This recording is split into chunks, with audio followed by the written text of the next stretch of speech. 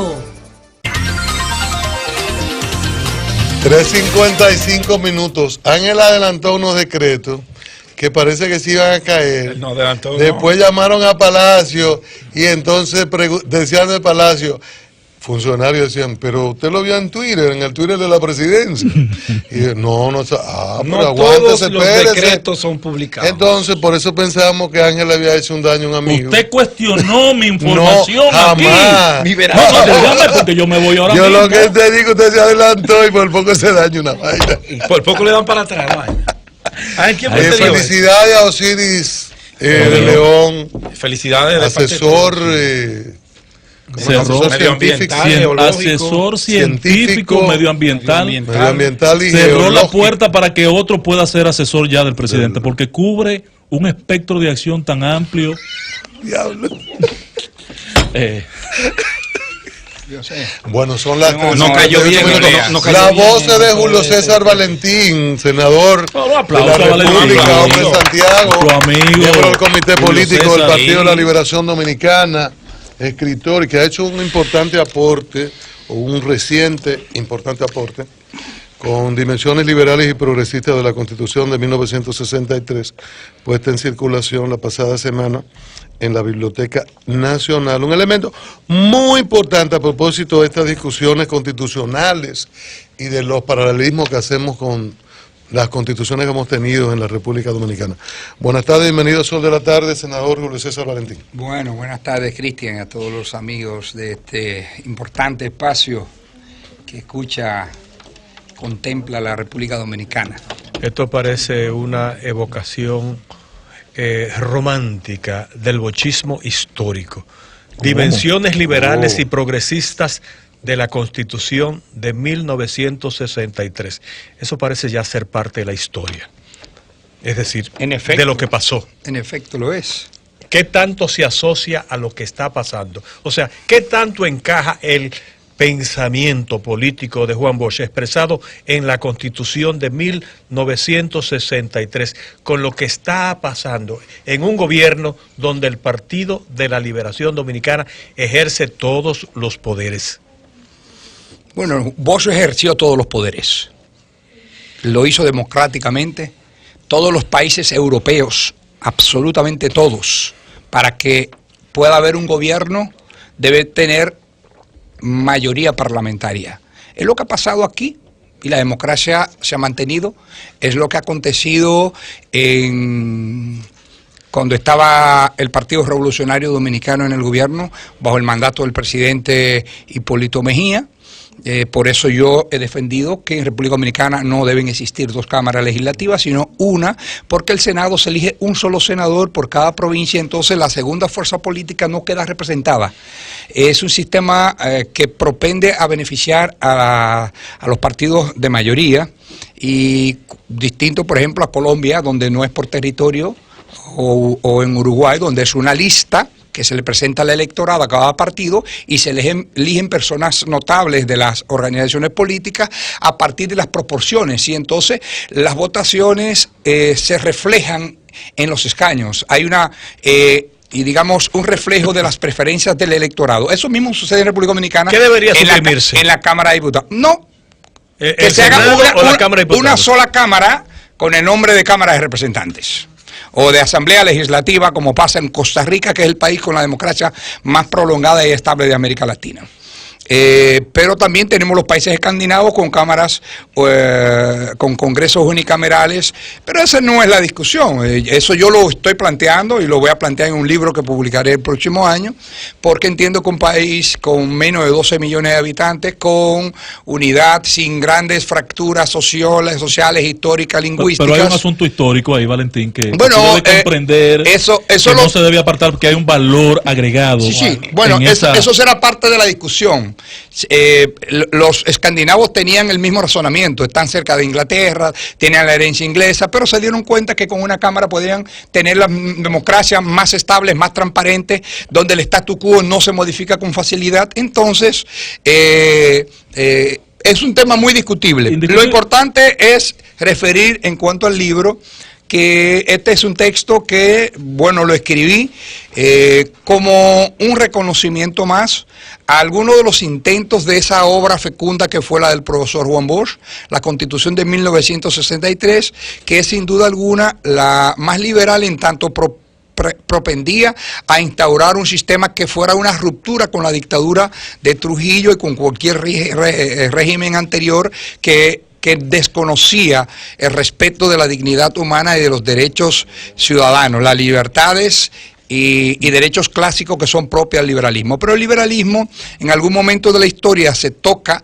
de la mano con el pensamiento progresista, es decir, con ese pensamiento político que propugna por una opción preferencial en favor de los sectores olvidados, oprimidos, los sectores con menos disfrute de los derechos ciudadanos, pero además con menos disfrute por tener menor capacidad de ingresos y de oportunidades. A eso es que nosotros le llamamos progresista. El PLD, por ejemplo, que se denomina como un partido progresista, el propio Partido Revolucionario Moderno, el propio Partido Revolucionario Dominicano, que se llaman a sí mismos partidos progresistas, partidos socialdemócratas, que conciben un compromiso preferencial con los trabajadores, con la clase obrera, con los humildes, con los explotados, con los oprimidos, pues a veces no se entiende. Por eso nosotros destinamos todo un apartado explicando qué quiere decir progresista.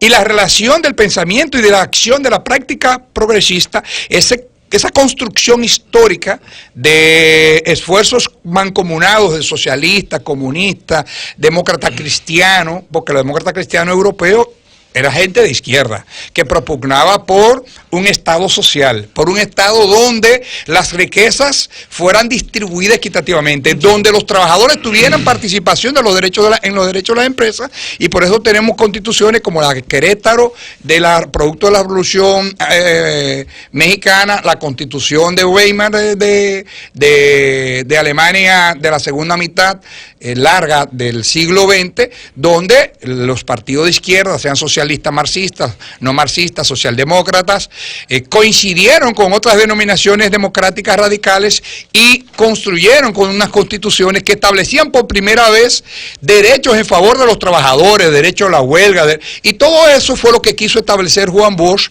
chocando de frente con una sociedad en la que convivieron unos sectores atrasados que nunca reconocieron su resonante triunfo electoral y que conspiraron desde el mismo día de la instalación en el gobierno. Pero que la Constitución, el tema de la familia, la igualdad de los hijos ante el matrimonio, la igualdad de los derechos, incluso salariales de mujer y hombre por trabajo del mismo valor, que lo vinimos a rescatar en la Constitución del 2010, que la Cámara de Cuentas fuera de emanación netamente congresional. Eso estaba en la Constitución de 1963 y nosotros los constituyentes, en la que estaba Ángela Costa, a pesar del acuerdo de Miguel y Lionel, pues decidimos, no, la Cámara de Cuentas debe ser un instrumento que siempre la oposición política con un 33% pueda ponerse de acuerdo, unificarse, que no ha sucedido, y servir como poder de veto para decir, no, la Cámara de Cuentas lo que debemos apostar es a un mecanismo de elección a partir de criterios de idoneidad de concurso, como planteaba la Constitución de Juan Bosch. Entonces, a eso que apelaba Bosch no fue comprendido por los sectores nacionales. Dijeron que era comunista porque planteaba que los derechos de los trabajadores de participar en los beneficios de la empresa. Mucho tiempo después se habla aquí de bonificaciones, es decir, al cabo de cierto periodo, los beneficios de la empresa, algunos ocultan los beneficios para escamotearle esos derechos a los trabajadores, bueno, incluso para burlar el fisco. Bueno, pues eso le estaba planteando Bosch. Sin embargo, era comunista, pero la Constitución de la República Democrática Alemana, lo expresamos ahí, establecía ese concepto. Pero los derechos de los hijos, de igualdad de derechos sucesorales, fueran o no del matrimonio, que encontró un ataque virulento de la jerarquía católica. Eso había sido aprobado en la Constitución haitiana de 1816 y en la de 1843, que participaron criollos de esta parte del país. Pero ya lo había aprobado la de 1917 en México sin ningún trauma. Es más, la de México estableció la prohibición de la educación religiosa, que Bosch no lo planteaba tan claro, pero decía establecer en concordato. Tendríamos que establecer en la Constitución el nombre de todos los tratados internacionales sobre derechos humanos. ¿Y qué resulta? Que lo que aquí fue un trauma y unificó a todos los sectores conservadores y autoritarios para dar el golpe a un gobierno democrático, ya en México en 1917 se había establecido la escuela pública ni privada puede establecer religión obligatoria de ninguna naturaleza. La religión será competencia de la familia o del templo de la fe que se predique. Y a Juan Bosch le dieron un golpe de estado por esa cosa.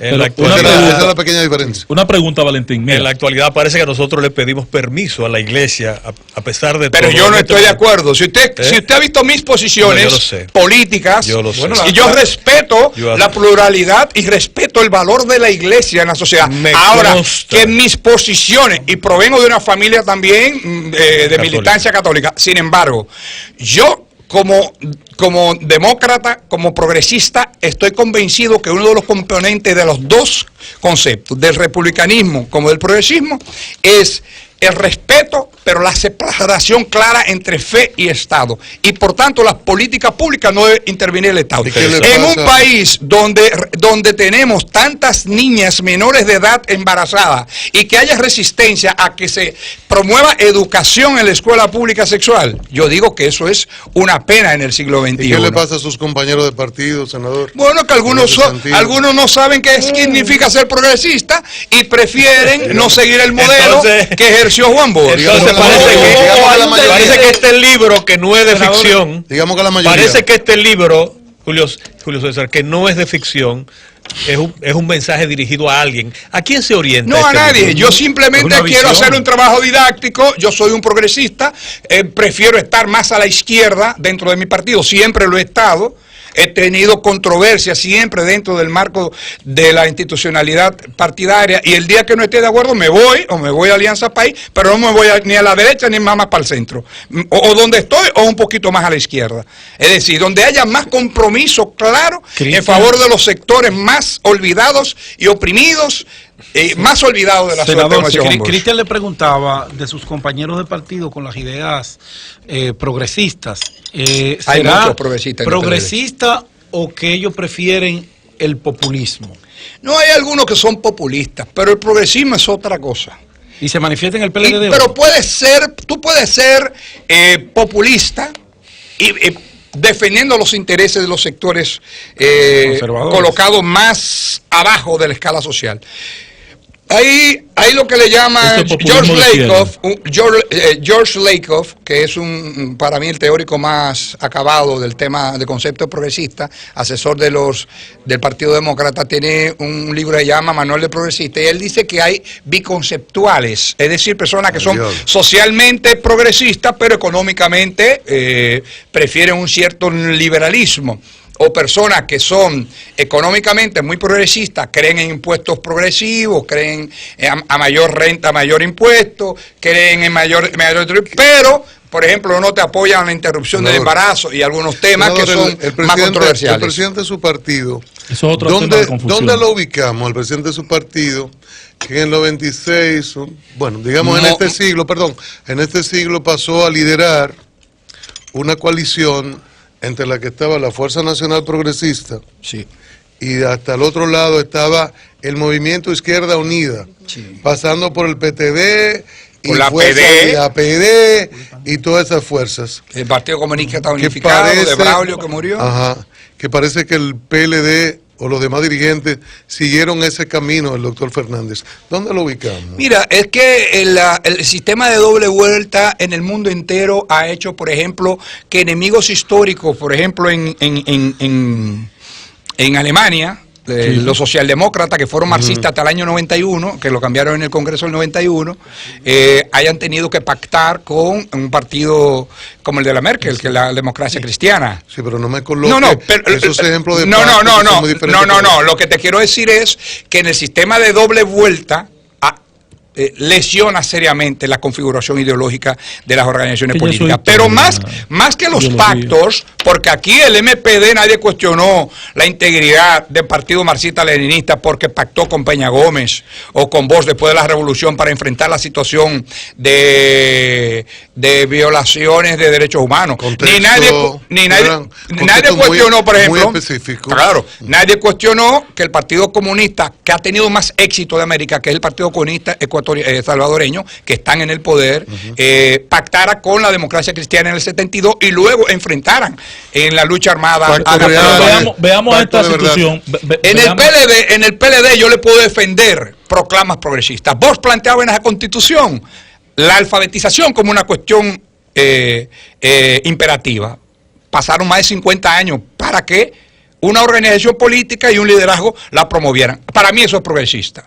Establecer, por ejemplo, la observación del Código Penal para posibilitar la interrupción del embarazo en las 3 causales es una actitud progresista de Danilo Medina. El plan de la reforestación de todo el país es una actitud progresista. El establecimiento de las visitas sorpresa y propiciar cooperativismo para apoyar con financiamiento a sectores económicos. Pero todo eso es un problema de la izquierda. No. Que gay y pro aborto. No.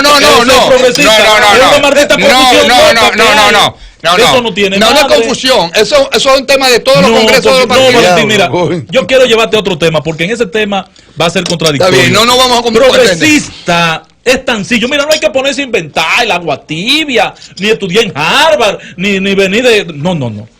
Ser progresista es estar al lado de los más vulnerables. De los más vulnerables. Y para nosotros las mujeres son vulnerables. Hoy día, ser gay no significa ser vulnerable. No es verdad. No. Entonces no me vengan con esa vaina. Pero discriminarlo por ser negro, por ser gay o por ser lo que sea. Eso no existen aquí. Hay discriminación. No. A un ingeniero amanerado y a una persona que le dan trabajo. No le dan trabajo. Le dan trabajo en las grandes corporaciones. Mira, yo quiero preguntarte, Valentín. Vamos a entrar en las grandes corporaciones. Son discriminaciones. Óyeme, y si son gays y son pobres, ahí es que grande, que le gritan de todo en los barrios, porque hay un problema cultural. La reunión de Juan Dolio del 2014, 15. No. Eso fue una actitud progresista o una actitud antidemocrática o una jugareta política. Eso fue un acto político. Una toma de decisión política. Bien, porque estoy de acuerdo contigo. Una toma de decisión política. Y las tomas de decisiones políticas son distintas a la adopción de políticas públicas.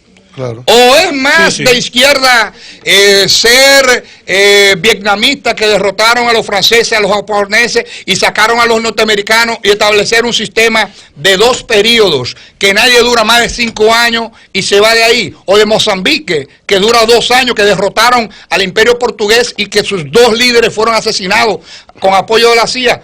Son tan progresistas como el que su realidad le indica que debe durar toda la vida. Es más progresista Mandela que siendo del movimiento del partido, ¿cómo se llama? De Congreso Nacional Africano y del Partido Comunista. Los comunistas de allá dijeron, mira, la lucha no es por la dictadura del proletariado, la lucha es en favor de la igualdad. Y la igualdad aquí no es de proletarios contra poseedores de los medios de producción. Aquí en África del Sur es contra el apartheid y por eso los comunistas tienen tanta representación en el Congreso junto con la gente del partido del Congreso Nacional Africano. Es decir, actuaron como auténticos progresistas y bajaron la bandera tácticamente de derrotar al Estado para suprimir las propiedades. Para ellos era suprimir el apartheid, algo que si Marx hubiera estado vivo se hubiera planteado eso como una prioridad. Valentín, hay una pregunta que te hizo Luis José que yo no me sentí satisfecho con. No me satisfizo tu respuesta. O quizá no la respondí. Es posible. Entonces vamos a reorientarla con el perdón y la benevolencia de Luis José Chávez. Mire, patrón, este libro, que es su producto, su más reciente parto, que resalta las características que todos reconocemos de una constitución, que uno a veces cierra los ojos y dice, ¿y si esto no hubiese sido trunco, qué país tuviéramos en este momento? Es la pregunta que yo... Probablemente habría sido otro. Porque, no, tendría que ser otro obligatoriamente. Claro. Tendría que ser otro. Si los actores sociales y políticos lo hubieran comprendido, si la élite económica y la élite militar y la élite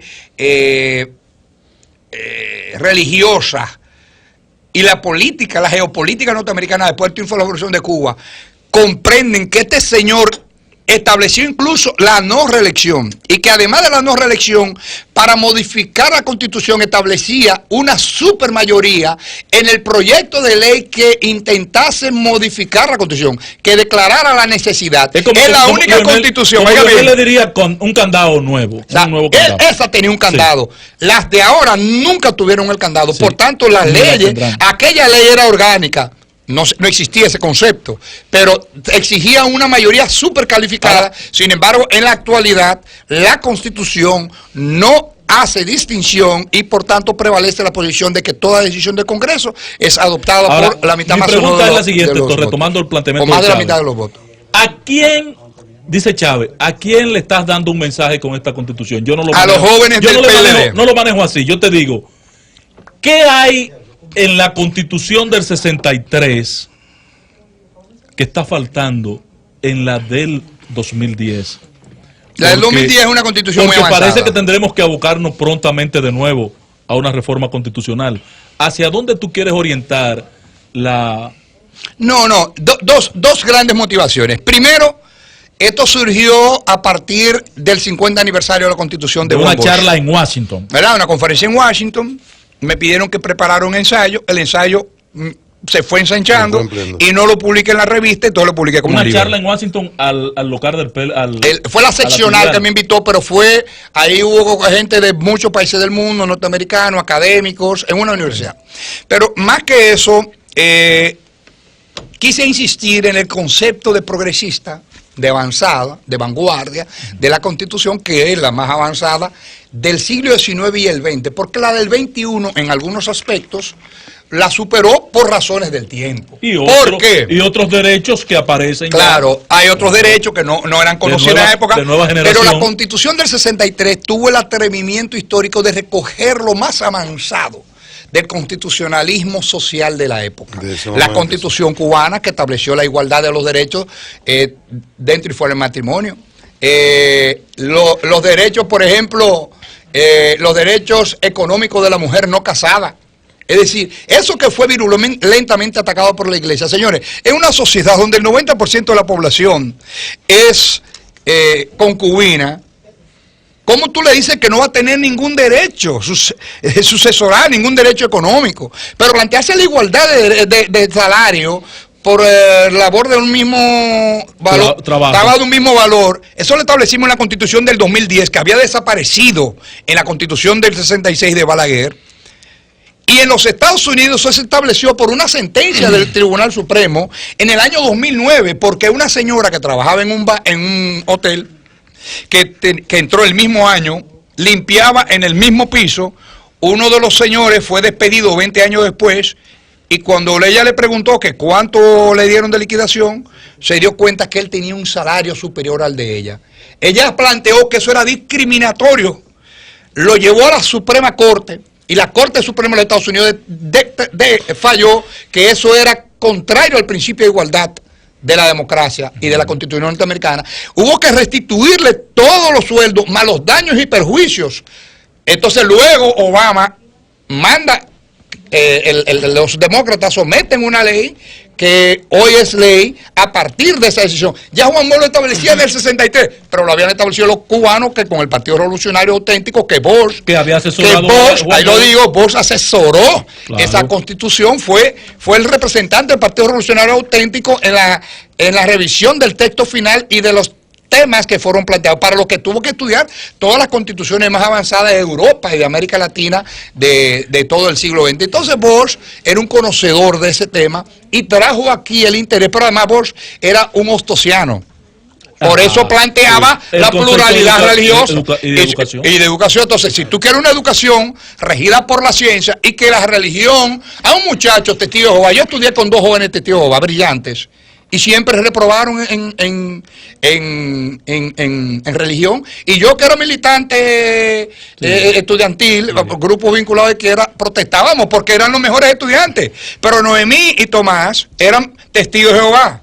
Y resulta que había una clase que él tenía que hablar de la Virgen María. Y para el testigo de Jehová eso no existe. Entonces ahí yo me di cuenta que Bosch tenía razón, porque lo sufrí con 2 compañeritos de clase en el tercer año del bachiller. Entonces, que todavía en el 63, cuando ya todos los países casi de América Latina habían sido una educación laica, que fue por lo que propugnó Eugenio María de Hostos, y que se estableció en la Constitución de 1808, porque ahí hubo legisladores como Pelegrín, Castillo, Abuelo, que fueron influidos intelectualmente por 1908 por el pensamiento de Eugenio María de Hostos. Valentín, Juan Bosch también dijo, y es una expresión que se ha referido muchas veces en los últimos tiempos: en un gobierno del PLD no habrá un PLDista que se haga rico con los fondos públicos. ¿Cómo y cuándo se produjo esa ruptura entre el pensamiento de Bosch y la práctica de los PLDistas en el poder? Bueno, uno de los temas más fuertes de la Constitución es el tema de la integridad, con la singularidad de que Bosch llegó a encausar personas de su entorno que participaron de actos de corrupción. Claro. Entiendo que el Estado es cada vez más grande, es un Estado muy fuerte.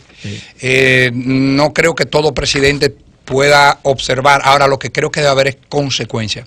En cualquier Estado, en la China, que lo ahorcan, a cada rato hay casos de corrupción. No, es con natural. ¿Verdad? El ser humano. Es con natural el ser humano. Lo que hay que procurar es instituciones y un liderazgo. No, instituciones fuertes, Valentín, que es que ustedes desde el PLD, las instituciones existen. Oye, bien, para a la justicia no le dan un chele, y a la Cámara de Cuentas la tienen como una cenicienta. Ese es el problema, que hay que agarrar a Leonel y a Danilo y decirle, mire, la justicia en furgones, la justicia en furgones. Ustedes son, señores, yo no puedo aceptar eso en su totalidad.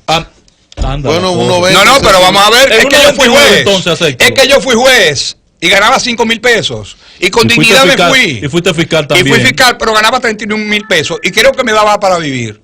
Ahora bien, el problema no es ese es parte de un problema. Este es un país que tiene un 4% para esto, un 2% para aquello, un 3%, creamos más ayuntamientos de lo que necesitábamos, una serie de cuestiones.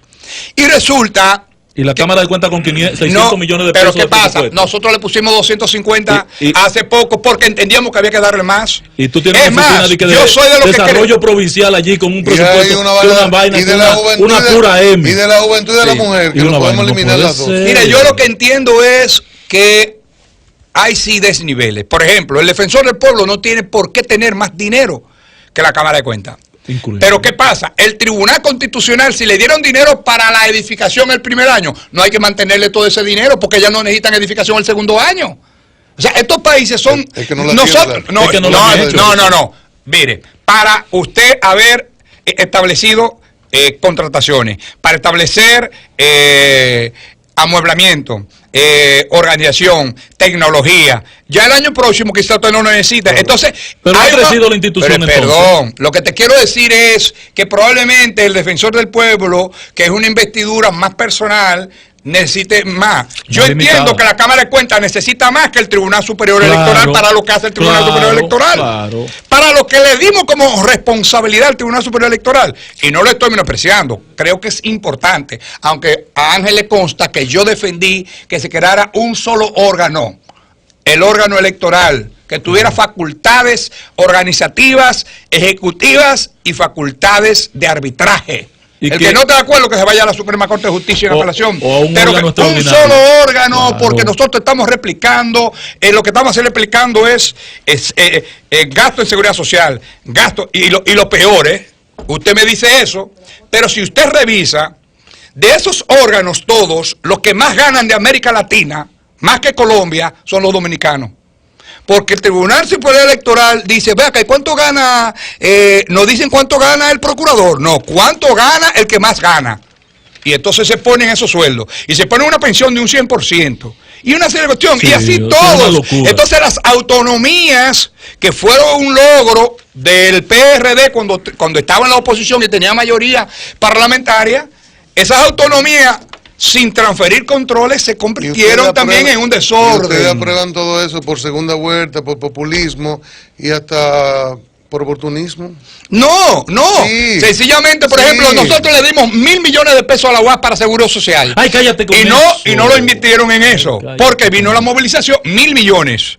Sí. Pero también le quitamos el Ministerio de Economía cuando estaba Temo. Y luego le quitamos 250 millones más y se lo pusimos a la Cámara de Cuentas. Lo hicimos hace 3 años. Lo hicimos y creemos que hay que darle más. Sí, pero también hay que recortarle a otros. Sí, claro. Hay que recortarle a otros para dar... No puedo ser... Oxfam acaba de hacer un trabajo muy interesante. ¿Qué dice? Diciendo que hay 90.000 millones que andan por ahí volando. 2.5 del PIB. Ya Guerrero le respondió y creo que muy apropiadamente. Pero digamos que no son 90, digamos que son 25.000. Ya Guerrero le... Pero digamos que son 20.000 millones. Hay por ahí muchísimos. Sí, bueno, este es un país que gasta mal. Sí, por eso yo digo que no podemos hablar de incrementar recaudaciones fiscales si no establecemos mayores controles para el gasto. Y cuando hablo de la calidad del gasto, no lo hablo de los gobiernos del PLD. Esto es una tradición que viene desde lejos. Sí, pero el PLD tiene demasiados años ya y la para función de corrido años. Es lo que te digo. Y la función, es lo que te digo, que gasta mal. Valentín, y la función de control y fiscalización que la Constitución le asigna al Congreso Nacional. ¿Qué pasa? Uno no la siente. Mira, yo sometí un proyecto de ley que se llama el Proyecto de Ley de Fiscalización y Control para regular todos esos mecanismos. Que es un mandato constitucional. La fiscalización y control en principio es un elemento que se atribuye para que las oposiciones políticas emplacen a sus gobiernos. En Europa usted no va a ver, salvo en casos excepcionales, que un diputado del gobierno emplace ante el electorado, ante la ciudadanía. Y yo creo que la fiscalización no es solo conseguir una interpelación y destituir a alguien, no es solo hacer un juicio político. Cuando yo era presidente lo hicimos. Le hicimos a varios ministros, le hicimos a Cámara de Cuentas, le hicimos a varias gente. ¿Pero por qué? Porque yo creo en eso. Personalmente creo en eso. Y lo lideraba también. Sin embargo, entiendo que cuando pusimos que la Cámara de Cuentas es un organismo, que debe tener como incentivo el pacto, y por eso pusimos que una tercera parte pudiera parar la designación de la Cámara de Cuentas y obligar un pacto. Sin embargo, la oposición política, cuando era PRD, que no era PRM, resulta que Miguel tenía unos diputados y quería uno en la Cámara de Cuentas, Hipólito quería otro y Luis, que tenía 8 diputados, quería lo mismo. Y yo fui donde Luis y dije, ve acá, pero tú eres muy joven, tú tienes que apostar a que se tranque el juego y propiciar un acuerdo para que se seleccionen personas prestantes. Pero ¿sabes la respuesta que me dieron? Los 3, que van a poner una gente que es amiga de Leonel. El otro dijo, bueno, pues lo van a poner en la terna, pero no van a poner. No jugaron a la oposición, tenían el 40% y con un 33% obligaban a quien no tenía la 2/3 partes. No lo mismo pasó, ahora mismo pasó lo mismo. No andaban buscando que fueran personas equidistantes, sino cuál es dentro de la sociedad, el más amigo de Hipólito, el más amigo de Luis o el más amigo de aquel. Entonces, si le damos esa oportunidad, opuesto nosotros a Miguel y a Leonel, que firmaron el pacto de la corbata azul, del cual yo fui un propiciador, porque dije, aquí no se puede retorcer nada. Valentín. Aquí tiene que ser producto de los pactos. Y Leonel y él, entre otras cosas, acordaron que siguiera la Cámara de Cuentas propuesta por el presidente. Y yo me paré, ahí está él, y le dije, Reinaldo, como tú eres secretario general y tú no puedes violar un pacto firmado por nuestro presidente de la República, el presidente del partido, yo voy a defender lo que creo que había publicado en un ensayo más breve que este, pero decía, la Cámara de Cuentas como órgano de control externo siempre es ser electo por una mayoría calificada para dar la oportunidad, que como en la Cámara de Diputados nunca o muy difícilmente se tiene 2/3 partes de la totalidad de los presentes en una sesión, eso sirva para que una tercera parte, es decir, la oposición pueda optar por decirle, miren, vamos a hacer una elección a partir de oposición, como decía el texto de Juan Bosch del 63. Valentín. Vamos a hacer un concurso de oposición, pero no, a veces queremos una cosa cuando no tenemos finalmente, Valentín, y otra cuando la tenemos. Usted ha hecho la presentación de este libro aquí en la capital. No nos invitó a nosotros, ¿ustedes te invitaron? Sí, a mí me invitó. Entonces, mira, ¿cuándo va a ser ¿cuándo va a ser la presentación? Quiero dar la primicia aquí. ¿Cuándo va a ser? Va a ser el martes 21. Ese día usted no va a venir al programa o vendrá más temprano. Y yo, no, porque si está bien, pero si Ángela Costa no está ahí, también se vive de la amistad. Y Jaime y Ángel Acosta es un amigo que yo trabajo mucho. Mire, nunca he tenido vacaciones en esta empresa. Ni vengo tarde. Martes 21 en Pucamaima a las 7 de la noche. Oíste, Ángel y amigos oyentes, martes 21 en Pucamaima a las 7 de la noche. Mire, senador, gracias a usted acabo de descubrir que Juan Bosch violó la Constitución. ¿Por qué? Acérquese más que lo voy a... ¿Por qué la violó? Es algo que yo le imputo y lo demuestro a Leonel, a Danilo y ahora a Bosch. Sí. Esto dice que el presidente ejercerá a través de los ministerios, de los ministros, sí, y que los ministros deben tener derechos civiles y políticos. Claro. Y los ministros de Danilo, de Leonel, y ahora veo que el de Bosch también, eran militares. No tenían derechos políticos. Y como no son infalibles, por eso yo sometí el proyecto de ley obligando que el presidente tenga que poner invariablemente a una persona que esté disfrutando de los derechos civiles y políticos. Un militar nunca debe ser ministro de Defensa. El próximo ministro de Defensa tiene que ser Julio César Valentín. Bien, ¿cómo? Acabo de descubrir que Bosch violó la Constitución. La violó. Bien. La violó él, la violó Leonel y la violó Danilo y Balaguer. Así es. Solo Balaguer, cuando el Consejo de Estado no le iba a violar, porque iba a poner a Viriato Fiallo como ministro de las Fuerzas Armadas, que era quien tenía vocación sucesoral, no era el vicepresidente. Sí, por eso ante la muerte del presidente, ante la renuncia. Hay algo de este libro. Miembro del comité político del PLD. Iba a preguntar. Cambio fuera Mauricio.